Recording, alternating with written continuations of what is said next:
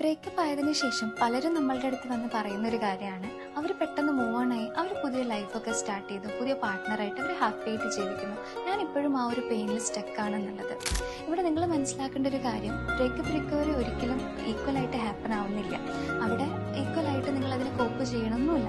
മറ്റേ വ്യക്തി സോഷ്യൽ മീഡിയയിൽ ചിലപ്പം അവരുടെ ആ ഒരു സൈഡ് കാണിക്കാത്തത് കൊണ്ടാവാം, അവരുടെ ഒരു ഹാപ്പി ഫേസ് ആയിരിക്കാം അവർ കാണിക്കുന്നത്, അല്ലെങ്കിൽ അവർ അവരുടെ ഇമോഷൻസിനെ സപ്രസ് ചെയ്ത് വെക്കുന്നുണ്ടാവാം. അവർ ഡിഫറെൻ്റ് ആയിട്ട് അതിനെ കോപ്പ് ചെയ്തു എന്നുള്ളതാണ് അവിടെ മീൻ ചെയ്യുന്നത്. ഒരു പക്ഷേ നിങ്ങൾക്ക് ഉണ്ടായിരുന്ന അത്രയും ഒരു ഇമോഷണൽ ഇൻറ്റൻസിറ്റി അവർക്ക് ഉണ്ടായിരുന്നിരിക്കില്ല. പിന്നെ അവർ ഹീൽ ചെയ്യാൻ ചിലപ്പോൾ ഒരു റീബൗണ്ട് റിലേഷൻഷിപ്പിലായതാവാം. അതായിരിക്കാം ചിലപ്പോൾ അവരെ ഹീൽ ചെയ്യാൻ പെട്ടെന്ന് സഹായിച്ചത്.